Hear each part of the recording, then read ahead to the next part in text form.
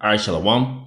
I want to start off with giving all praises, honor, and glory to Yahweh, Ba'ashem Yahushai, Ba'ashem Harakakadash. Double honor to the apostles and elders of Great Millstone. Peace and salutations to the hopeful elect.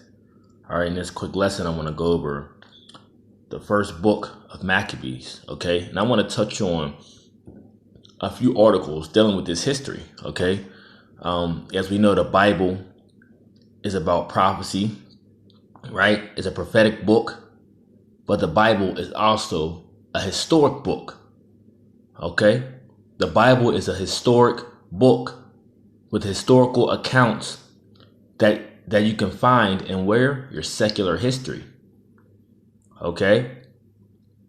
So let's start at the first book, okay? The first book of Maccabees, 1 and 1, all right? Now this book, the book of Maccabees, as well as many others, are found in the Apocrypha, okay, which happened to be took out by Esau Edom, also known as the Bible Destruction Group, okay, because he knows this history, right, also very well points to his direction of who they actually are, okay, more information that speaks about, gives you more, it gives you a better following of to know the reason why the Israelites in the New Testament, right, that pertain to mercy and salvation are being called Greeks or Grecians, you see, or Gentiles, so to speak, because they were Hellenized, right? They were Hellenized. By who? Esau Edom, also known as Antiochus Epiphanes.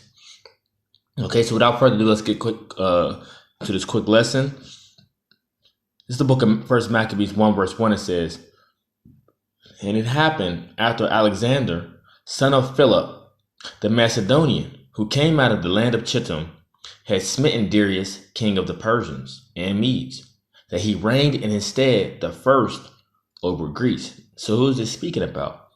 Alexander, right? This is speaking about Alexander the Great. Okay, now I mentioned before I started off that the Bible is not only a prophetic book, but it also is a history book.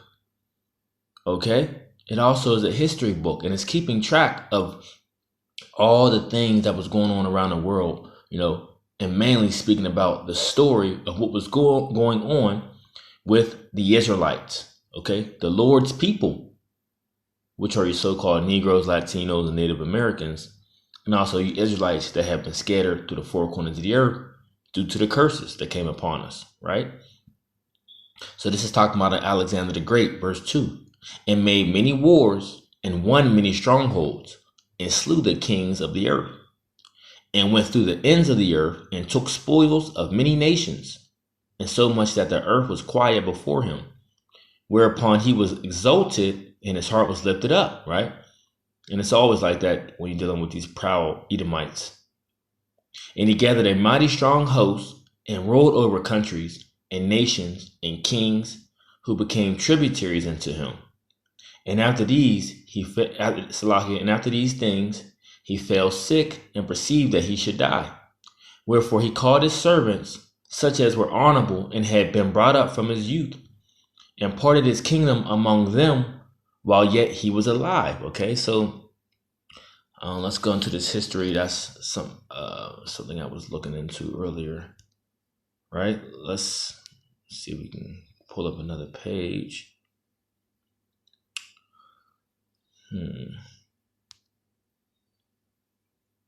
Salakia.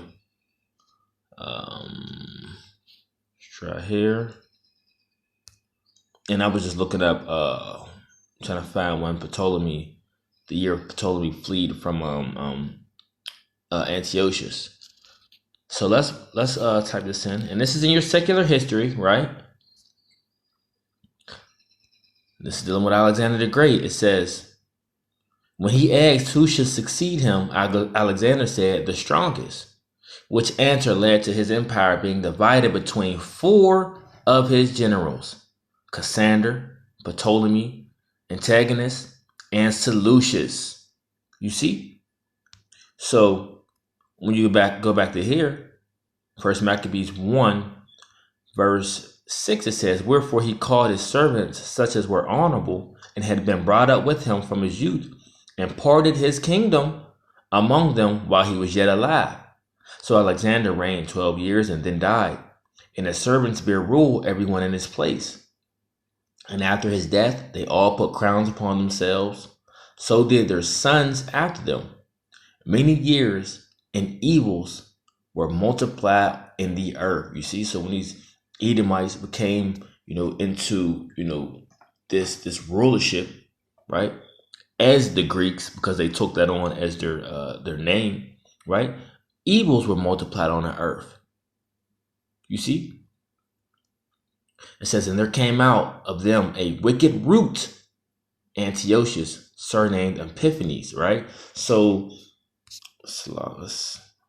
how can I pull up another tab? Let's see.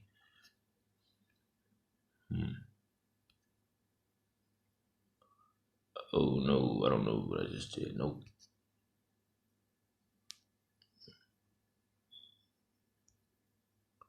Oh boy.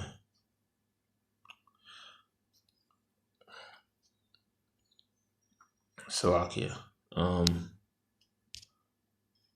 So that's dealing with the four generals. Let's try to get out of this. Let's try to get out of that.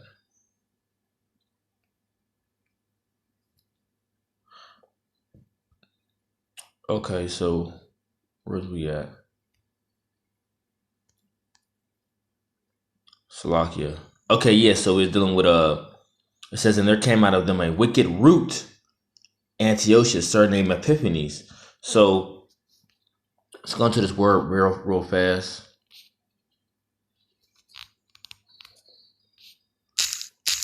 Root. Oh boy. It says root, it says the part of a plant which attaches it to the ground or to a support, typically underground, conveying water and nourishment to the rest of the plant via numerous branches and fibers.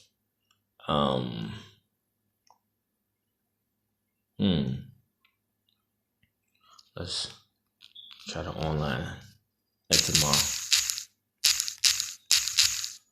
Because he was of the root, right? We know Antiochus Epiphanes was of the root, and of the seed of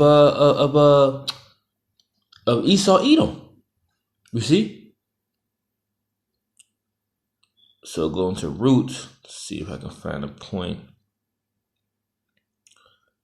It says root, herb, plant, branch, root.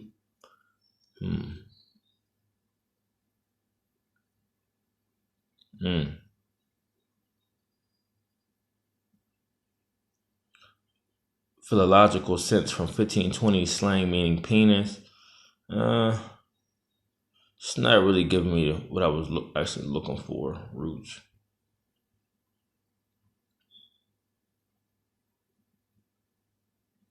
So Slovakia for that. But he came out of that line, right? He was part of that branch of the Edomites. Okay? So that's why it says of that wicked root. All right, read it again. It says, "And there came out of them a wicked root," right? Antiochus, surnamed Epiphanes, son of Antiochus the king, who had been a hostage at Rome, and he reigned in 137th year of the kingdom of the Greeks. All right, so that's the point I want to touch on that. Let's find some of this information of dealing with this Antiochus Epiphanes in secular history as well. Okay, Antiochus Epiphanes, right? It says, let's see, it says about 215 BC, November says December 164 BC, was a Hellenistic king of the Seleucid Empire from 175 BC until his death in 164 BC. He was the son of King Antiochus III the Great. His original name was Mithridates. He assumed the name Antiochus after he ascended the throne.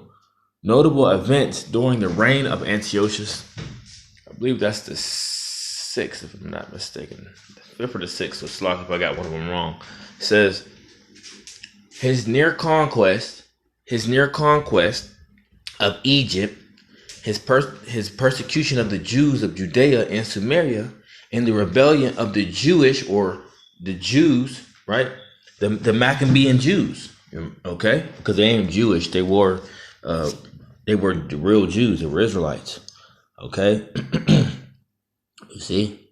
So here he goes. This is the guy in secular history. You see?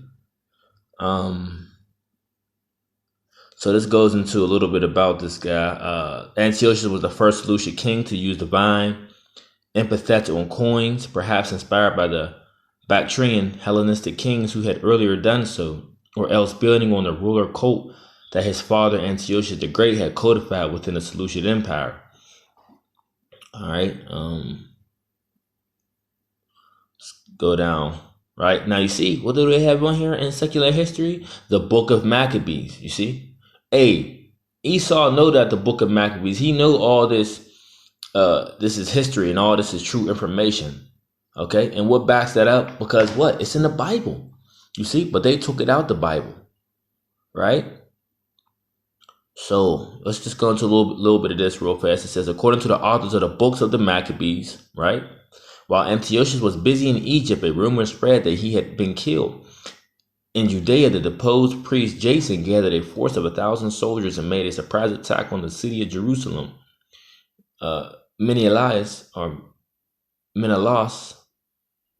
the high priest appointed by Antiochus, was forced to flee Jerusalem during a riot. King Antiochus returned from Egypt in 168 BC, enraged by his defeat. He attacked Jerusalem and restored Menelaus, then executed many Jews. Right now, this is the chapter. This is where it goes to. Where does it go? Back to the Bible. 2 Maccabees 5 verse 11. When these happenings were reported to the king, he thought that Judea was in revolt. Raging like a wild animal, he set out from Egypt and took Jerusalem by storm. He ordered his soldiers to cut down without mercy those whom they met and to slay those who took refuge in their houses. There was a massacre of young and old, a killing of women and children, a slaughter of virgins and infants. In the space of 3 days, 80,000 were lost, 40,000 meeting a violent death, and the same number being sold into slavery. You see, this is the Bible, okay? Right? The Bible and secular history, okay? Because the Bible is history, right? The true history, all right? The history that wasn't taught to our people, you know? It says, continuing on in the article, it says, Antiochus decided to side with the Hellenized Jews in order to consolidate his empire and to strengthen his hold over the region. He outlawed the traditions of the Jews, but it says here is Jewish religious rites and traditions, kept by observant Jews, and ordered the worship of Zeus as the supreme god. You see that? 2 Maccabees 6, 1-12. Matter of fact, let's see, because I'm already in the book of Maccabees in my sword. I could read that real quick. Let's see, 2 Maccabees 6. This is the book of 2 Maccabees. I forgot. I got mine here. 2 Maccabees 6. Right, it says, about the time King Antiochus, traveling through the high countries, heard say that Elamias in the country of Persia was a city greatly renowned for riches, silver, and gold, and that there was in it a very rich temple, wherein were coverings of gold and breastplates and shields, which Alexander, son of Philip, the Macedonian king, who reigned first among the Grecians, had left there. Wherefore he came and sought to take the city and to spoil it, but he was not able, because the way of the city having had warning thereof, rose up against him in battle, so he fled and departed thence with great heaviness and returned to Babylon. Moreover, there came one who brought in tidings into Persia that the armies which went against the land of Judea were put to flight, and that Lysias, who went forth first with a great power, was driven away of the Jews, and that they were made strong by the armor and power and store of spoils which they had gotten of the armies whom they had destroyed. Also, that they had pulled down the abomination which he had set up upon the altar in Jerusalem, and that they had compassed about the sanctuary, which was high walls as before his city. Oh, Salakia. Second Maccabees,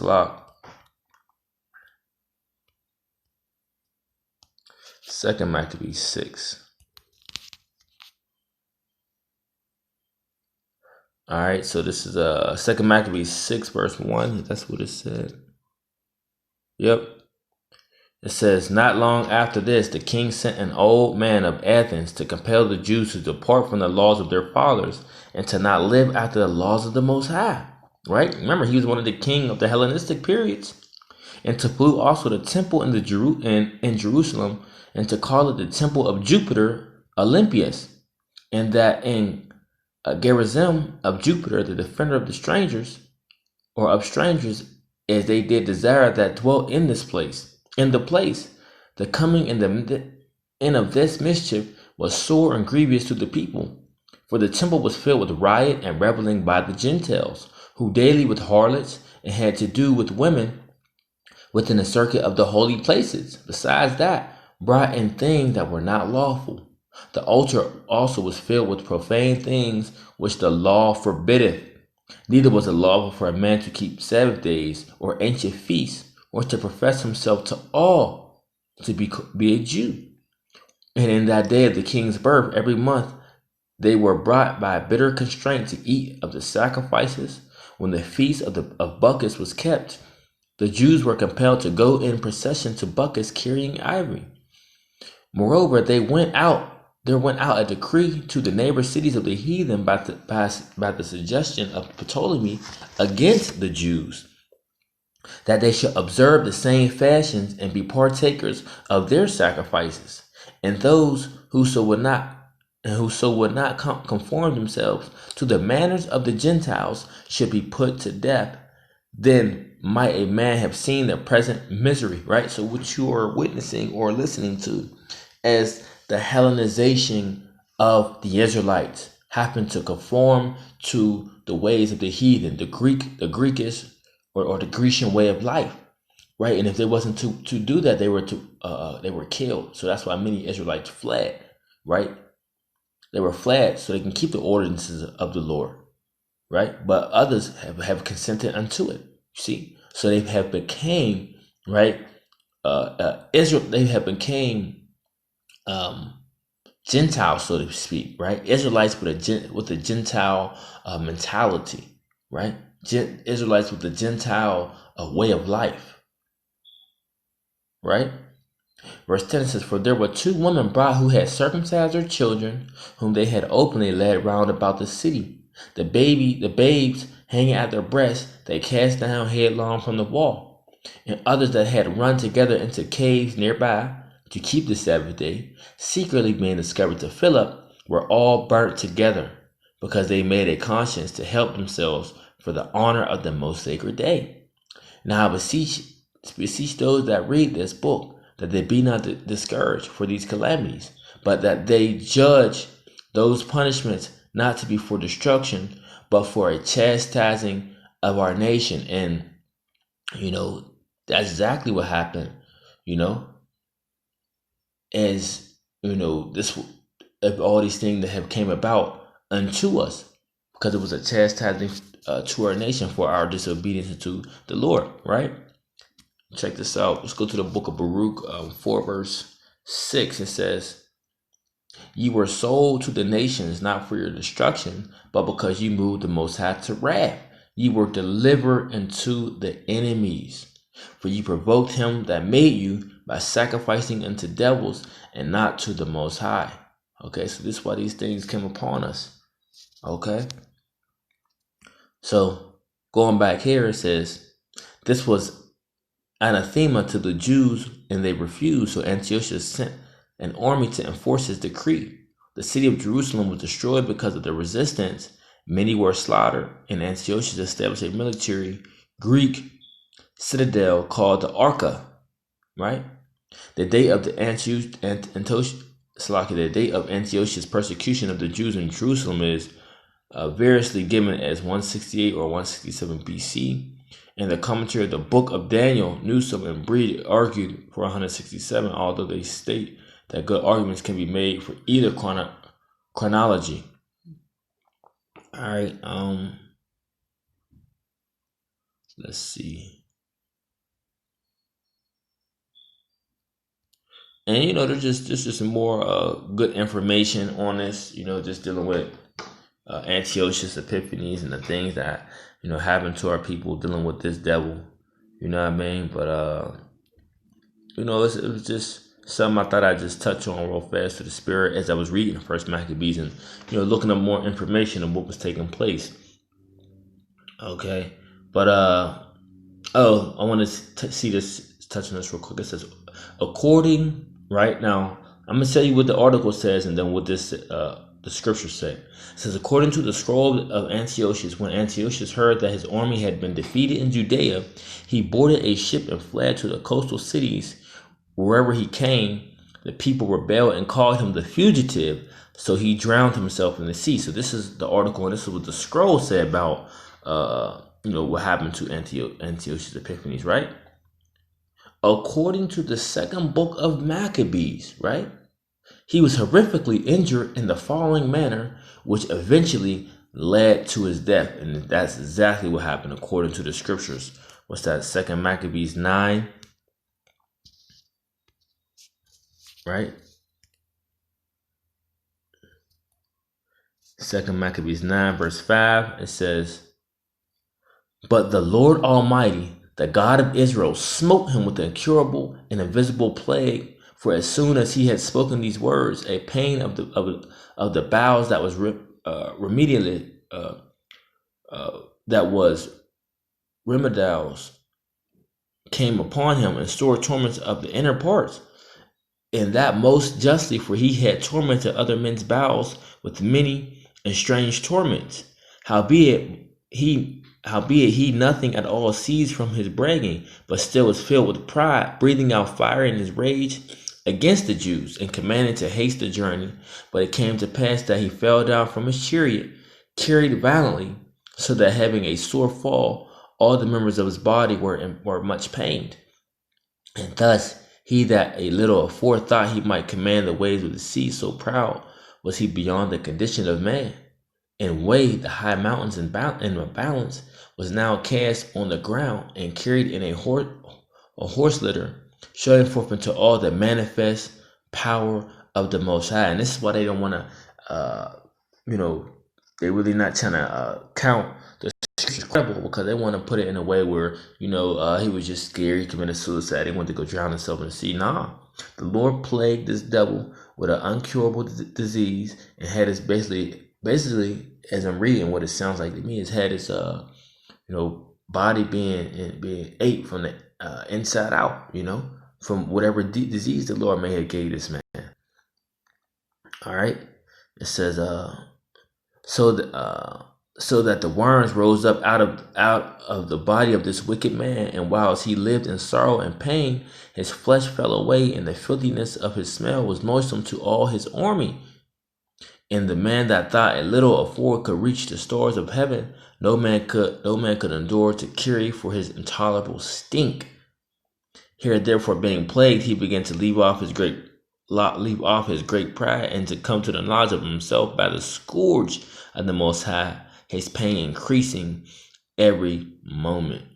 Okay, so this is what you see, the Lord, the devil, you see. And as he was getting worse and weaker, then he wanted the knowledge that the Most High is the one to chastise this devil. Okay, so pretty much, that concludes the lesson, through the Spirit. Just wanted to touch on, the book of Maccabees a little bit, dealing with Antiochus Epiphanes, and just showing you that, hey, The Bible is history. Okay? The Bible is a history book. Okay, this is where everyone gets their history from. Or this, they know this is the true history. I'll say it in that way. They know that the true history is inside the Holy Scriptures. You see, so Lord willing, I hope this quick lesson was edifying. Until next time, I want to say shalom.